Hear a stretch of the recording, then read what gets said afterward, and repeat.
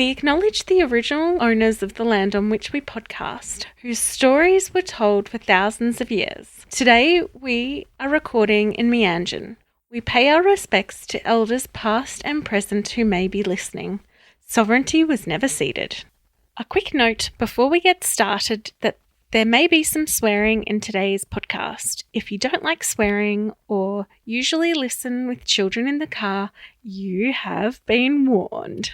This episode of What in the NDIS Now is brought to you by Astalty. Astalty is the software solution for NDIS professionals built by NDIS professionals. Astalty is my go-to software, and Astalty is trusted and loved by hundreds of other NDIS providers. I love how easy it is to use and how it keeps all my participant information, notes, and invoicing all in one place, available to me anytime from any device. Sign up now for your 14-day free trial. Head to astalty.com.au to sign up now. See for yourself how much easier managing all your NDIS business needs are by using Astalty. Thanks again to Astalty for sponsoring today's episode. You're listening to What in the NDIS Now, a podcast where I, Hannah Redford, and my friend Sam Rosenbaum interview participants and providers about all things NDIS.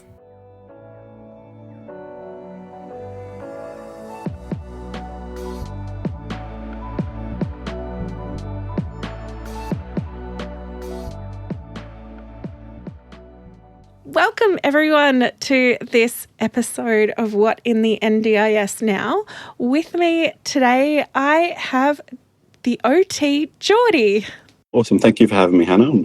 I'm really excited to have a chat today. Yeah, I'm excited to talk to you too. I'm an admirer of your work. Thank you. So as we always start the show, where did you grow up?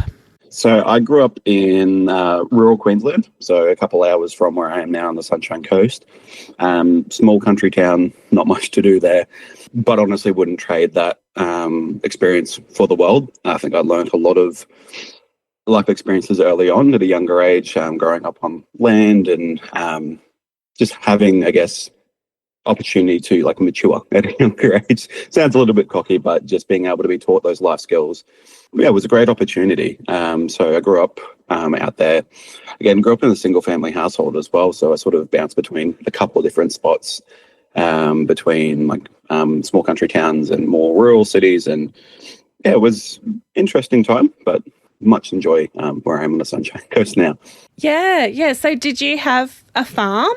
My parents themselves didn't, but I did spend a bit of time living at my grandmother's property with my father. So it was on a cattle farm. Ah, cattle. Interesting. Yeah. And my mother and stepfather have dairy farm as well. So spent some time out there. So a lot of early mornings and dirty work with animals. Yeah. And cows in particular. Are you good at spotting the difference between types of cows? I probably was at one point, but no, that was never my strength. I don't think I really ever had an interest in it, so I never really invested any brain power into learning the big differences. I know, some, but not many. Yeah, fair. So how did you get into the disability sector? This, I guess, will be a bit of a two-part response.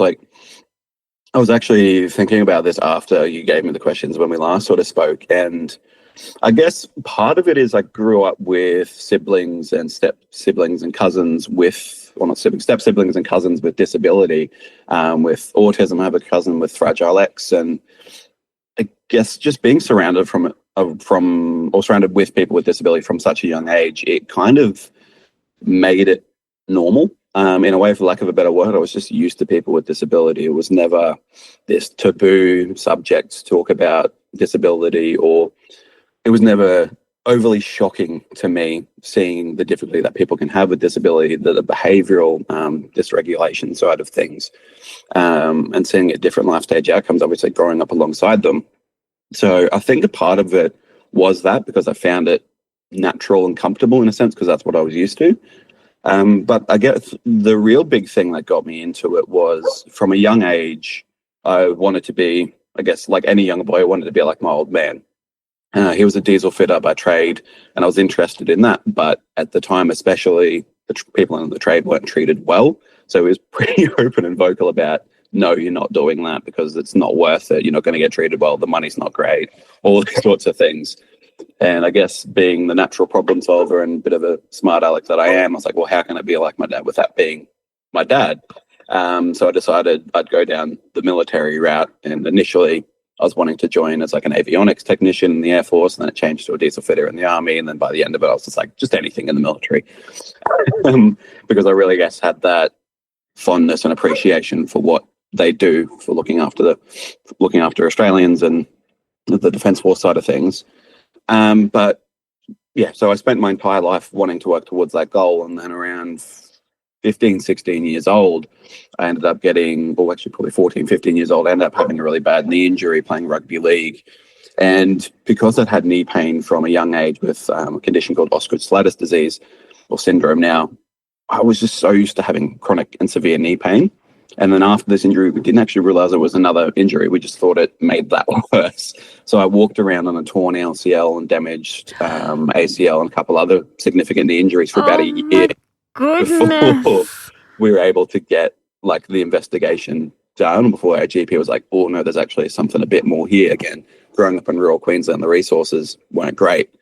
So after having that injury discovered, having surgery, having a terrible rehab process, it was kind of just the spanner was thrown in my works at such a young age. And it's weird to say now that I'm a bit older, but at the time I was just so lost. I didn't know where I was going to go, what I was going to do. It was just, that's what I put everything towards. And I was just sort of floating around and hopeless in a sense. We really did get into a period of depression and anxiety around making those life choices, especially with, at that age, around 15, 16, we were looking at pathways, people going to university, people going into trade. I didn't know what I wanted to do. I didn't want to get into anything overly physical because my knee was so bad I couldn't walk up a flight of stairs without being in pain. And it was actually at a cousin's wedding that I met an OT. And we had a bit of a chat around what OT is and how can return people to doing the things that they once loved. And I guess after having a really horrible rehab process and not having good experience with physiotherapy, I was like, out of the two, that sounds like the one I want to do. And initially, I picked OT to work with veterans in DVA. But as I sort of got throughout my practice or my university course, I was sort of pulled more towards the disability side and like the neuro. So I was thinking a lot of like post-stroke and that rehab, again, getting people that had their goals, their livelihoods, whatever they loved doing that they lost. And I wanted to be able to get them back to some semblance of doing that or doing that activity because I felt I could relate really well to that. So that's kind of what got me into, I guess, the OT and disability space. And from that point, I really gravitated again towards the mental health side of things, what I'm working in now, the psychosocial disability, because again, I've gone through my own experiences with depression, anxiety. And again, I could feel like I have that lived experience, but also I feel like it is a really stigmatized area. People do not understand it. It's a grossly misunderstood from a societal and like government level. It's looked at the wrong way. People just don't appreciate the broad impact it can have. So again, wanted to be able to voice up for, I guess, a population that isn't as supported as it could be. So it's sort of just been my drift into that space. I love this story so much. I'm so excited on so many levels. So I'm kind of like, where do I start? But I think I want to start at, what did you say that name of that syndrome is that you have? Osgood-Schlatters disease. So it's like a growth plate disease in the knees. So I can't remember the specifics of it because I was diagnosed with this at like 8 or 9 years old. I still have the knee pain today at 28, which is wild. But I think it's like it's a very large growth plate or oversized, which causes knee pain. I am probably incredibly inaccurate with it, but it caused a whole array of issues. It caused one thing called theatre knee, which essentially if you're sitting with your knees bent for any period of time, it sort of like freezes. And the pain that comes out of that when you have to extend your knee is just extreme. And imagine like a 9-year-old kid at school trying to sit still but in severe pain. So you fidget, you move, and then you get in trouble for moving. So it was a really tricky condition that I don't think was appreciated a lot at the time. Thankfully, you do kind of grow out of it. But yeah, it was pretty gnarly at the time. Yeah, and yet you decided to play rugby. Yeah, I was a bit of an idiot. So I think like that goes back into like why I was so lost after I had the knee injury and decided that the military wasn't the way for me. Is I wasn't then, I still don't really see myself now as an academic, which is ironic after graduating as an OT. Right. But like I just don't have, I didn't feel I had that brain. So I was like, you know what, I'm going in, I'm in for the military. Let's do all the big burly things people in the military do. So I picked rugby and paying the price for it now. But I think that is a very stereotypical boy thing in a rural area to do. Like, yeah, absolutely. You know, as society, we go, if you're a boy, you do this. If you're a girl, you do this. And, you know, nobody thinks about the consequences of everybody just being funneled this way or that way. You know, it's daft. Yeah. I'm also really interested in you because you are a male OT. Yeah. And you are in an industry that is female dominated. Yep. And, you know, I mean, I'm not revealing anything to you by saying that. Oh, did you know? Anyway, the point of what I was saying is that even where you work, you're the only male OT. How do you find that? Well, since I guess we last spoke, we now do have another male OT, but there's only 2 of us now. But no, it is interesting. Like I say, we're kind of a unicorn. There's not like there's a lot of us, but at the same time, there's not that many because it is such a female-dominated industry. It's really interesting. I think it does give me at times a unique perspective or unique opportunity to make connections with some participants that a female OT may not be able to, just given past experiences and things like that.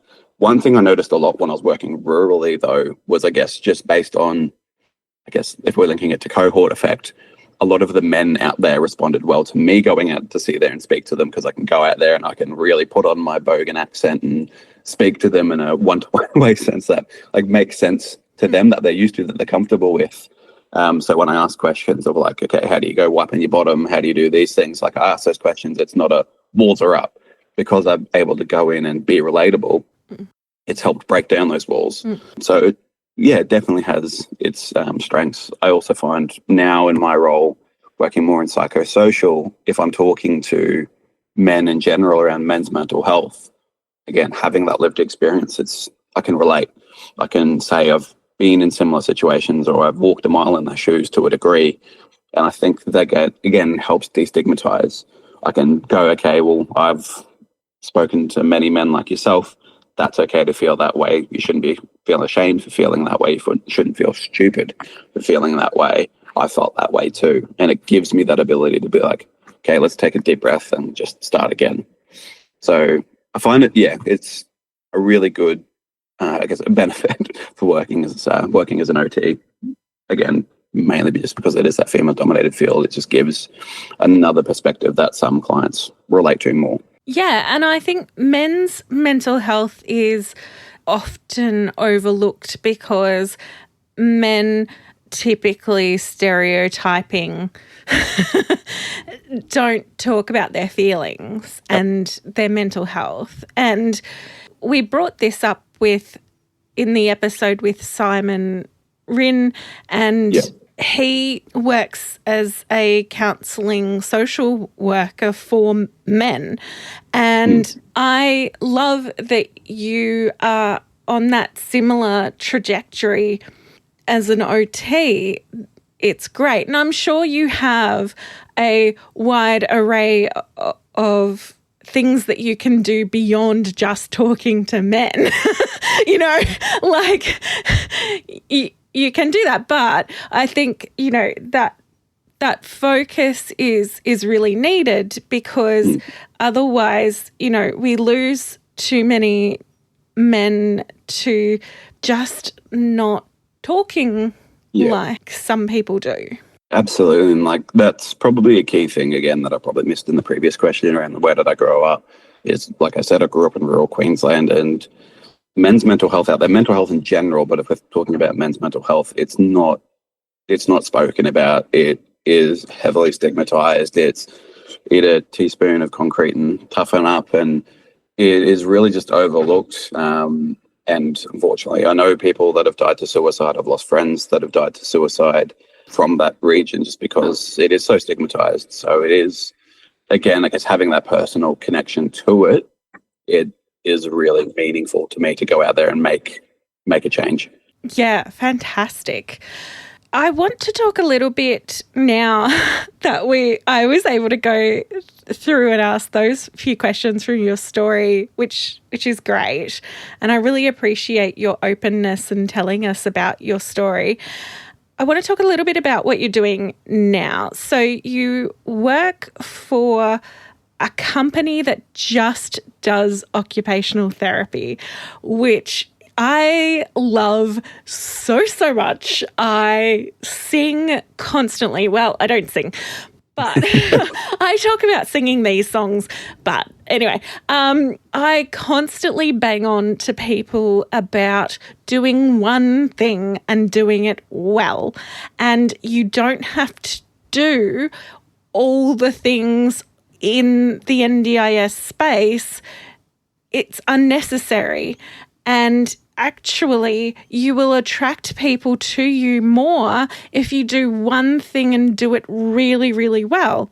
And so this is another reason why, I'm so excited to talk to you. So can you tell us a little bit about the company and your role in it? Yeah, absolutely. I work for Forbes Care, an OT company on the Sunshine Coast.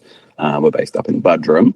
Yeah, it's an amazing company. I admit, I've gone from company to company that does have that one-stop shop mentality of having every allied health banner under the sun, which to a degree is really cool, and I can appreciate the thought. But when it comes to practice, it is so much nicer to focus on that quality over quantity. And that was the catalyst of my decision deciding to go to Forbes Care was, one, in myself, I felt like as a sole practitioner, I'd worked as the only OT at every organization I'd worked at, really, that I'd hit my ceiling and I didn't have any other OTs around me, or if I did, they didn't stick around for very long because the burnout rates were so high in those other organizations. So I went in, I was like, you know what? I want to go back in and act like a new grad and just learn all these things from a team of OTs. And that has been probably the smartest decision I've ever made in my life. Being able to sit down in a room with, 10, 15, 20 other OTs at any time and just talk OT has been amazing. And that's kind of, now that I've stepped into the clinical training or clinical educator role, it's been something I've really wanted to lean heavily into, drawing on all the previous experiences that I have that haven't been so positive. And now that I'm in the position to make change within the company is, okay, well, this is what I've been through. This is what burnt me out. This is what we need to avoid. So to avoid that, we need to have regular PD days where we get together every 2 months to focus on key gaps in the team. I want to have special interest groups for certain topics. So we've got a therapy group, we've got a mental health group that will be starting up again next year. But also as we bring in new grads, okay, well, they're going to be scared because it's a big transition going from fourth year student to first year OT. So to get them a group as well, to make sure they have their opportunity to, one, learn, but also be a part of a community and be a part of something that's bigger than themselves. To again help them, bring them back down to earth, to breathe, to focus, and really that way their cup stays full so they can then give out to the clients. I love this culture too of everyone is connected.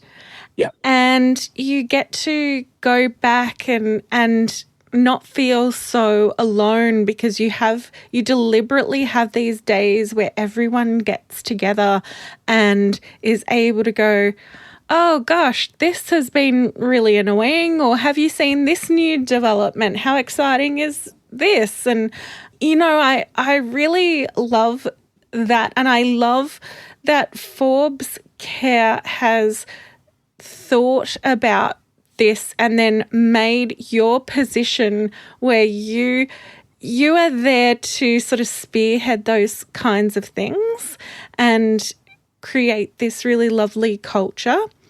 And the other thing that I'm fascinated by is everyone I've spoken to at Forbes Care is really lovely.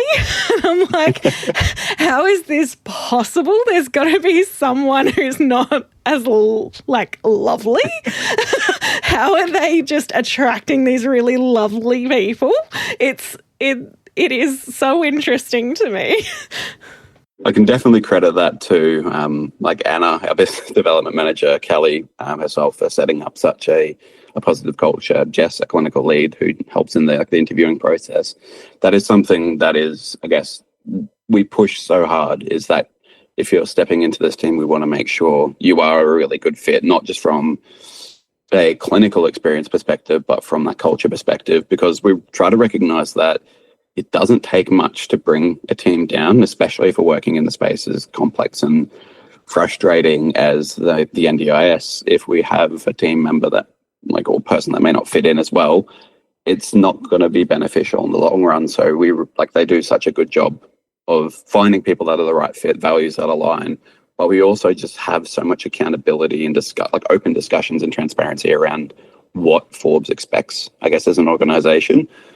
So we regularly, every supervision section we go, okay, well, has there been something that you've done that's contributed towards the Forbes Care values this week? And it may just be something really small, that I've helped another clinician with a report, or I was having a discussion with a clinician, they said something, and I was like, actually, that's not safe. Make sure you flag that with your supervisor and talk that through, because we need to change that before you go back for another appointment. And it just helps everyone feel like we're on one team, which is, again, another one of our key values. And again, like you say, it just helps have that sense of connection, because, again, in the NDIS space, when you're going through, it can be frustrating. It's disheartening. There's a lot of things that don't go our way as therapists, of AT getting denied, home mods getting denied, funding getting cut. And we take a lot of that on board. It frustrates us as much, not as much, but just as it does the clients. So having such a proactive approach towards making sure our team is feeling supported and feeling heard and recognized, I think is just as important as investing into the education side of things. Yeah, exactly. I think too, it breeds on what you've done really well is that each clinician can kind of pick their own specialty and kind of run with that, which I love, because I think there's not an issue, but can be a complication when you get a generalist OT trying to do and support all people at all times and do all of it. And you're just like, yeah, but you can't possibly be really good at all of it. It's just not physically possible. And so I think having the ability to go, I'm really interested in pediatrics, I'm really interested in home mods, I'm really interested in mental health, that's really exciting. Yeah, now that I guess I've been with Forbes for 2.5 years, it does seem like a bit of a no-brainer that that's not the approach, or that is the approach everyone should take. And it surprises me that people don't. Because if you want to get the best out of people, give them something that motivates them. I love mental health and I love working with adults and some adolescents, but you put me in a room with a pediatric client, I'm not the OT to be in that room. I can do the job and I've done it in the past, but as you can say, talking to me now, I'm quite monotone and low energy. A kid with ASD that wants to bounce off the walls, we're not gonna mesh as a client and therapist. So there's to me, there's no point investing or putting that clinician in that space if they're not going to get great outcomes for a client. Not saying that you might not learn that they actually love that space, but that's something, like you say, we take really seriously. We'll work with the clinician to give them a generalist role, but if they find anything that they enjoy and like that niche, like home mods or mental health or pediatrics or DVA or whatever it may be, what they're wanting to really look at, and if it fits into the referrals that we're receiving, we will help them as much as we can. They'll still keep a generalist sort of role, but if they're excited to come into work and motivated to come into work, why not give them that referral basis? So yeah, it just makes so much more sense from a longevity side of things as well. Yeah, absolutely. So for the listeners, I do want to get a few sort of key things out of the way about what area and locations your OTs go to and the referral process, like how they refer to you. Yeah, so we work everywhere from like north of Gympie, the Gympie region. We have an OT that goes out to Kilkevin every now and then. We have other OTs that are going to be reaching out to like the Tin Can Bay and Galula Cove area, all the way down to like North Brisbane, Morayfield area. And I believe we may be even looking into like Ipswich in the new year as well. And then all of the Sunshine Coast and the hinterland we access as well for NDIS, Home Care Package, DVA. So anything in that realm, I'm more than happy to reach out to us. For the referral side of things, depending on, I guess, the supports that you've got around you, if you've got a support coordinator, I'd say liaise with them and say, I want to give Forbes Care a try. They'll be able to reach out to us. Otherwise, we've got like an online referral portal on our website. So you're able to go through there and just submit all your information, and then our admin team will reach out to complete further questions or other sort of intake protocols with you. Amazing. Great. Thank you. And yes, Anna is really, really lovely and great to talk to. So that's helpful.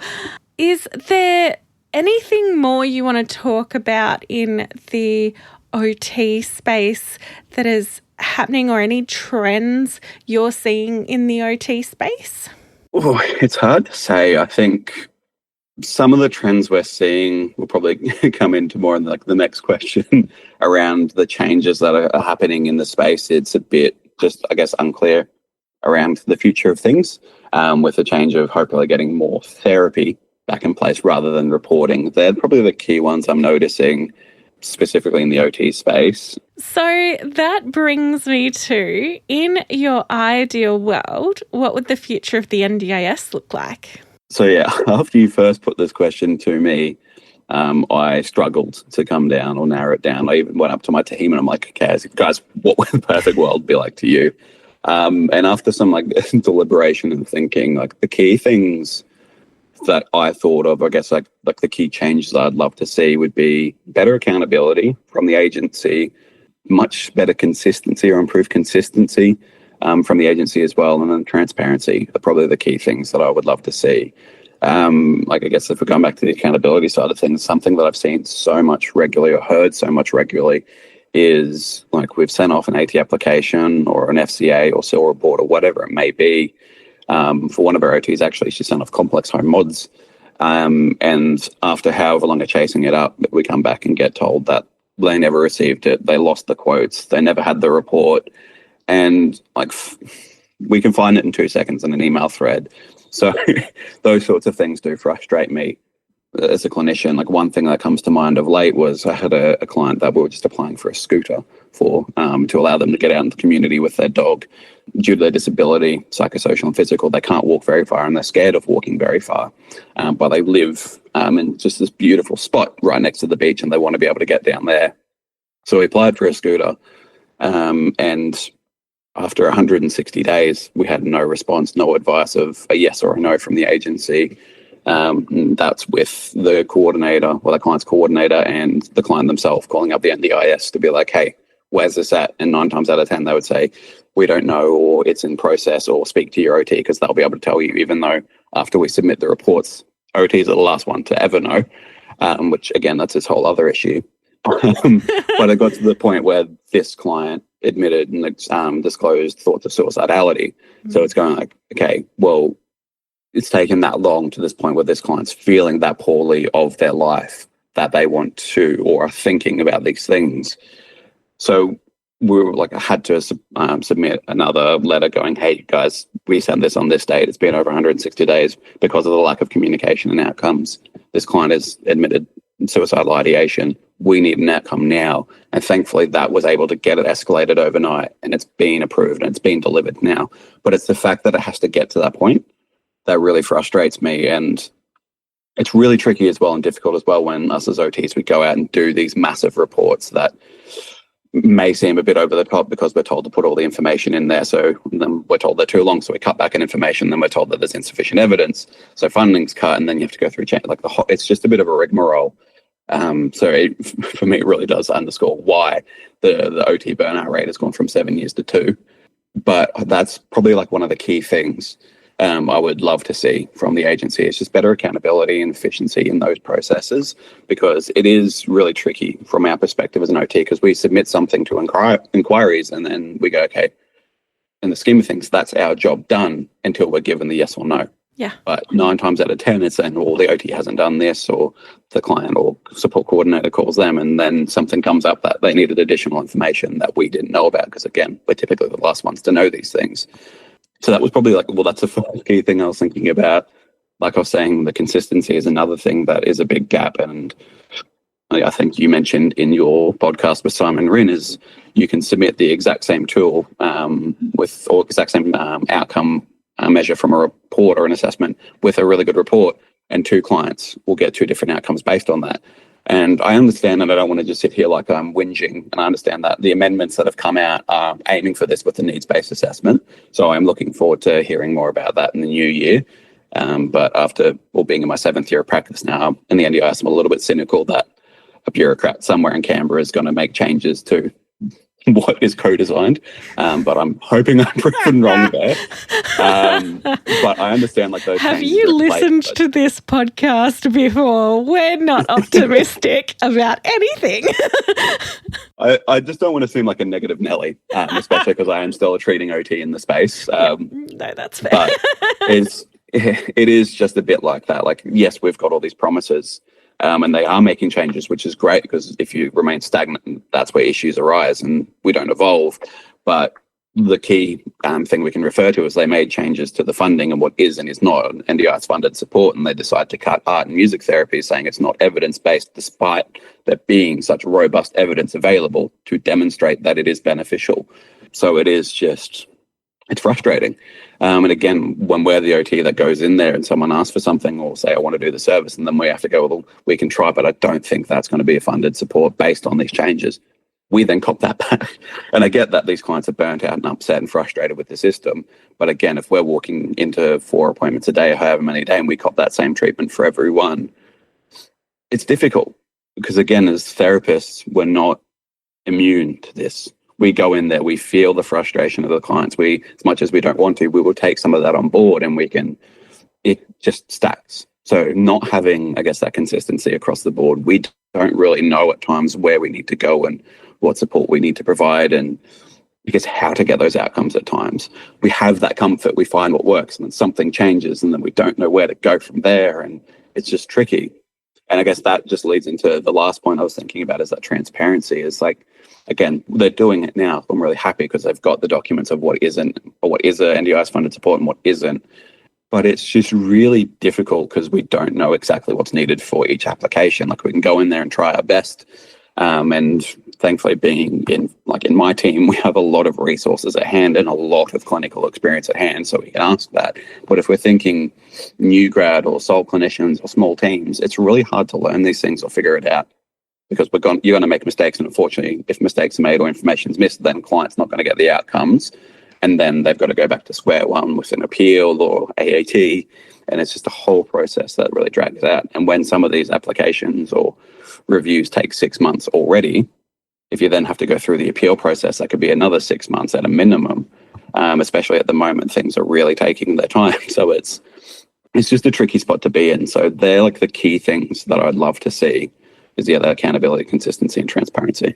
I really love this answer and the way that you have talked through it. You have perfectly articulated a lot of my frustration with the system, and I'm not even an OT, and but I do feel that from OTs, and can't often think about how freaking annoying it constantly is to have, like you said, the inquiries email, they just lose documents. And I'm like, how is that possible? How can you just lose a whole report? What are you doing with it that you are losing it?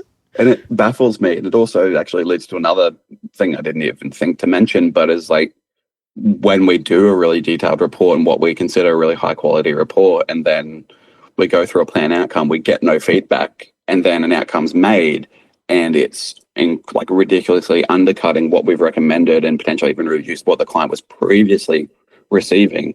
And I get they want to make the scheme sustainable, but when there's no communication back and forth, it really gives that impression that they're not reading the reports. Yeah. And that goes back to the comment of we may write long reports, and we do at times, but like working in the psychosocial space, I have to write narratively to let them understand how that disability impacts them.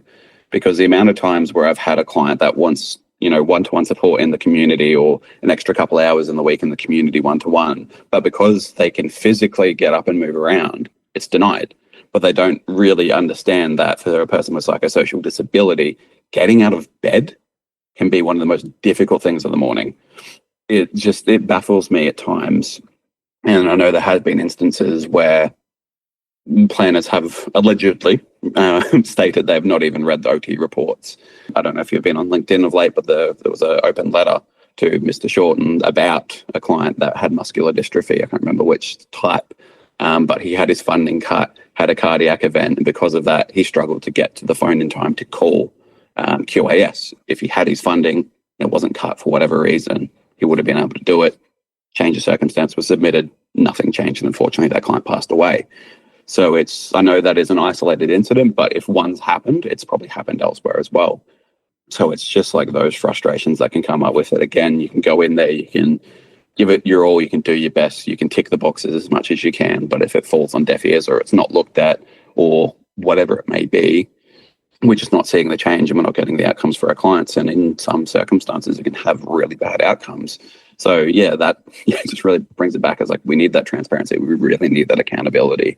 Yeah, the accountability for planners to actually read the reports. How amazing would that be?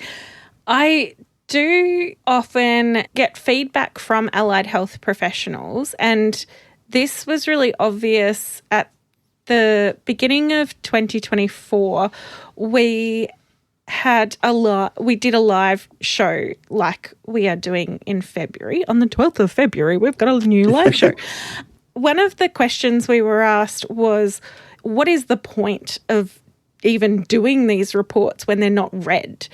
And I said to everyone, and I will say it to anyone who asks me, even if that immediate planner or the LAC doesn't read it, someone along the line will. Yeah. Because when you then have to put in a review, or if you have to go to ART, that is when those reports are more seriously looked at. So your reports still have to be there. Your reports still have to be on point and still have to be awesome and have all of the evidence, because, yes, they will be read at some point, even if the immediate feedback is, we don't give a shit, we're not reading it. Yeah. Still write those reports as if someone will read it or the coroner will read it.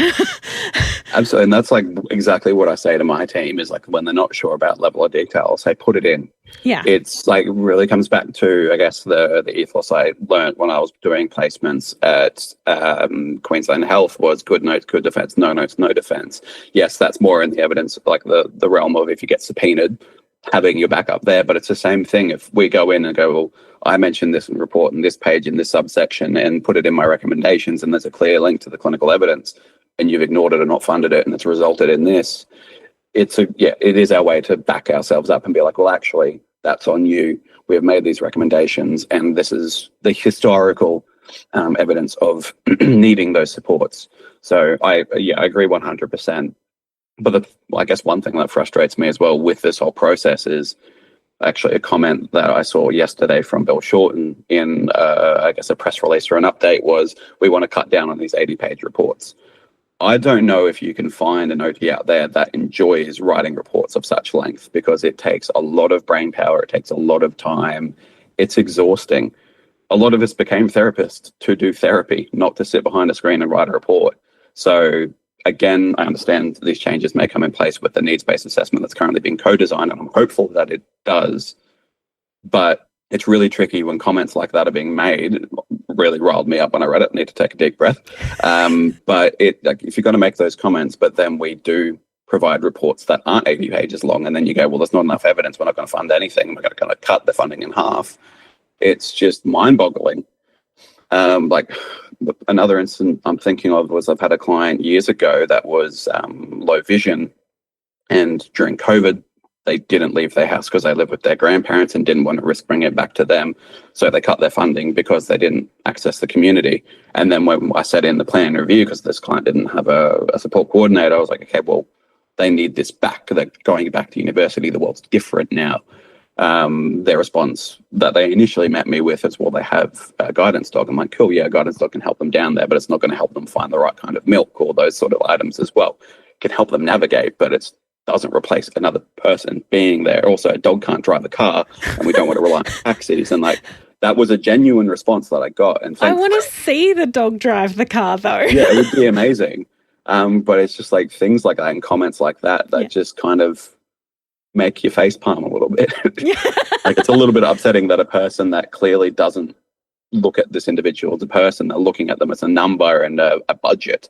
They're making the decisions. And I get it is an insurance scheme that is always going to be an underlying factor, but we're meant to be helping people with disability here. We need to put the person first. So that is one thing I'll admit that has got me excited about the co-design nature of this. They are bringing in people with disability. They are bringing in industry experts. So hopefully, crossing fingers and toes, this provides positive outcomes for the industry. But it's, I guess, a wait and see. It's really tricky as well, because with the training that they're putting in now and the webinars they're providing now, we try and ask them questions to get a bit of clarity so we know what to tell our clients, and you get a telegraphed response that's been scripted for them. I did one recently. We're asking about psychosocial disability and how they're going to access supports, like especially if it's an episodic sort of condition like schizophrenia, where they may relapse with psychosis and need increased supports during those periods. And they said, oh, you'll just work with your planner. That's pretty much the response we got. I'm like, cool, that doesn't happen now. Is it going to happen then? But also, I'm not going to do a change of circumstance every time that one of my clients has psychosis and needs increased support or whatever it is. So again, it's that lack of transparency. We don't know what we're walking into. Again, I've seen the roadmaps. I've seen the different stages that we've got and have a very vague idea, but it's a bit daunting thinking about what it's going to be like up until June next year when we're in that late stage. So it's an interesting time to be an OT. Well, exactly. The other thing they tend to do is politicians speak in roundabouts, and you're like, no, hang on a second, you didn't actually answer the question. And that irritates me so much and shows their complete lack of understanding of the space. I feel you. Yeah. Well, it even goes down to, like, I went to the Australian Assistive Technology Conference on the Gold Coast earlier this year. And one of the presenters there, Sarah Collinson, was talking about like home modifications and housing options being put on the out list. And the fact that she contacted her connections or one of her connections at the NDIA and went, hey, are you aware of this? And they went, oh, no, that's a mistake, or something along those lines. And they had to change it after the fact. So to me, it just feels like things are a bit rushed and haphazard. And especially with the time frame of like those things only coming out 24 hours before the law were put in place on the 3rd of October, it seems like things are just a bit rushed, which is, again, par on course with the agency, unfortunately, with rolling out things like the pace changes are a good example of that. I know that's been a frustration for our practice manager, but there's just so many things that have just seemed a bit haphazard and unplanned. And again, going back to the changes for art and music therapy, that's another example of a rash decision being made that's impacted a lot of people and businesses. So many people have closed their doors, and now all of a sudden that's allowed again until next year when the independent review comes out. Well, if someone's already shut down, they're not going to open up again. So there's so many real outcomes that have been coming from these changes that are happening overnight. and people are feeling it, the clients are feeling it, providers are feeling it, and that's kind of, it seems like it's falling on deaf ears at first. Again, it's nice to see that they've reevaluated this based on the feedback from families and from therapists. But again, the fact that it's had to get to this stage for the change to happen is the frustrating part. So it would be nice to see things more slowly and gradually put out, with more consideration of involving people within the industry, whether it's practicing OTs, practicing physios, practicing speechies.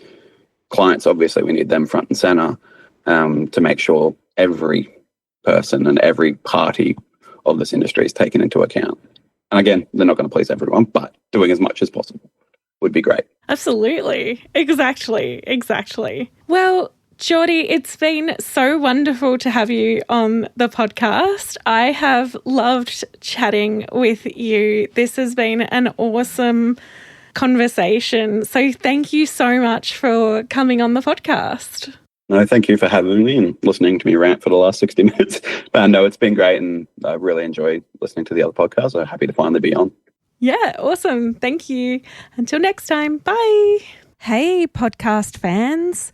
Ready for a podcast event that's as unique as you are? Mark your calendars for February 12th, 2025. The What in the NDIS Now podcast is going live and you're invited. But here's the twist. Our dress code is your favorite outfit, whether that's an Elmo onesie or black tie or an awesome dress with pockets. Anything goes. Here's what's in store. We're doing a mini trade show networking event. We'll have an expert panel discussion. We'll have fun, laughter, and valuable insights. Providers want to stand out? You can sponsor a table for just $300. For that, you'll get your logo displayed behind our panel and advertising leading up to the event. General admission is free, but spaces are limited. Don't miss the chance to connect, learn, and have a blast. To secure your spot or membership, email whatinthendispod@gmail.com or call Hannah. See you there in your fabulous outfits. Thank you for listening. Please share with people you know. Until next time, as the Green Brothers say, don't forget to be awesome.